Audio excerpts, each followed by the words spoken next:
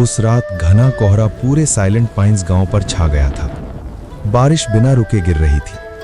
हवा में टंगी लालटेन कांप रही थी, जैसे वे भी उस खबर को महसूस कर रही हों जो आने वाली थी। ये गांव दक्षिणी जंगलों के भीतर बसा हुआ था।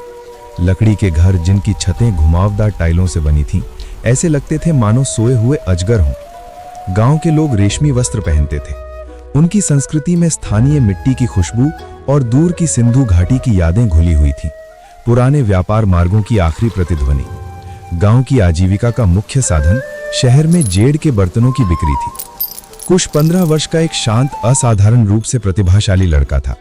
दिन में वो जेड़ के बर्तनों को अंदर से चमकाता था, ऐसा काम जिसे बहुत कम लोग कर पाते थे। रात में वो सो नहीं पाता था क्योंकि उसकी लगातार खांसी उसे जगाए रखती थी।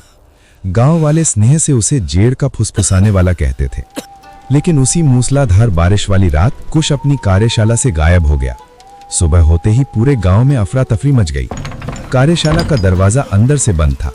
गांव वालों ने कार्यशाला का दरवाजा बड़ी मुश्किल से तोड़ा था। खिड़कियां लोहे की जालियों से जड़ी थीं। न कोई ताला टूटा था, न फर्श में सुरंग खुदी थी, न किसी तरह की जबरदस्ती या संघर्ष के निशान थे। किसी ने धीरे से एक शब्द फुसफुसाया, दानव, और धीरे धीरे पूरा गांव उसी पर विश्वास करने लगा। उन्हीं दिनों एक यात्री गांव में आया था। उसका नाम विक्रम था, एक तर्कशास्त्री।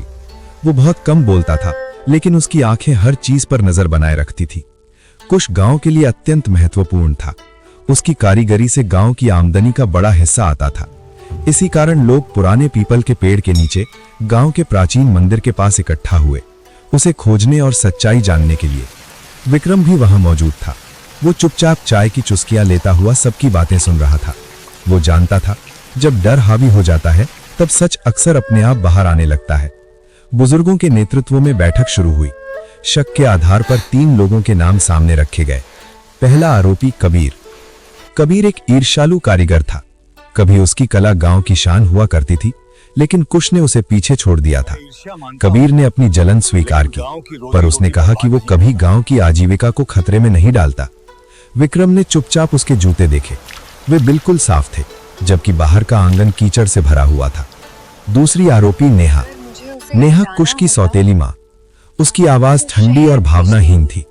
उसने कहा कि यदि वो कुश से छुटकारा चाहती तो उसे सीधे शहर भेज देती। उसने दावा किया कि वो पूरी रात घर में सिलाई कर रही थी। पहरेदारों ने पुष्टि की कि उन्होंने रात में खिड़की पर उसकी परछाई देखी थी। तीसरा आरोपी विजय। विजय एक व्यापारी था जो कर्ज में डूबा हुआ था। वो कुश को शहर में बेचने की सोच रहा था। उसने कहा कि वो रात में कुश से बात करने गया था, लेकिन दरवाजा अंदर से बंद था। लेकिन जब उसने पहरेदार को देखा तो वो भाग गया। लोगों के बीच बहस तेज हो गई। हर कोई बोल रहा था, पर विक्रम अब भी चुप था। वो उठा और कार्यशाला की ओर चल दिया। अंदर की हवा ठंडी थी। एक कोने में लोहे और लकड़ी से बना एक विशाल भारी संदूक रखा था, इतना भारी कि उसे हिलाया नहीं जा सकता था। वो पीछे की दीवार से सटा हुआ था। वो वहां काफी देर तक खड़ा रहा। हवा में एक हल्की सी गंध थी, गहरी नींद लाने वाली जड़ी बूटियों की। वो संदूक के पास गया। उसने उसे खोलने की कोशिश नहीं की। उसने अपनी उंगलियों से संदूक के पीछे की दीवार पर चोट की। ठक ठक, आवाज खोखली थी। विक्रम ने दरवाजे पर खड़ी भीड़ की ओर देखा। उसके मन में विचार आया, दरवाजा अंदर से बंद है, कमरा खाली है, लड़का संदूक में नहीं है, लेकिन दीवार खोखली है। तभी उसकी नजर भीड़ के पीछे खड़ी एक झुकी हुई आकृति पर जा टिकी। चंद्रा, गांव की सबसे बुजुर्ग महिला, जड़ी बूटियों की ज्ञाता और गांव के सबसे पुराने इतिहास की संरक्षक।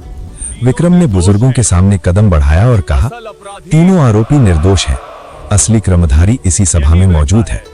उसने दादी अम्मा की ओर इशारा किया। केवल गांव के सबसे पुराने व्यक्ति को ही इस कार्यशाला के गुप्त स्थापत्य को जान सकता है। संदूक के पीछे की दीवार नकली है, और यदि दरवाजा अंदर से बंद था तो तर्क कहता है कि उस छिपे हुए स्थान से बाहर निकलने का एक और रास्ता जरूर है, एक ऐसा सीक्रेट मार्ग जिसे केवल अपहर्ता जानता था। पूरा गांव सन्न रह गया। दादी अम्मा आगे बढ़ी। उनकी आंखों में आंसू थे। उन्होंने इनकार नहीं किया। उन्होंने कांपती आवाज में कहा, यह हमारे पूर्वजों का औषधि कक्ष है, युद्ध के समय बनाया गया था।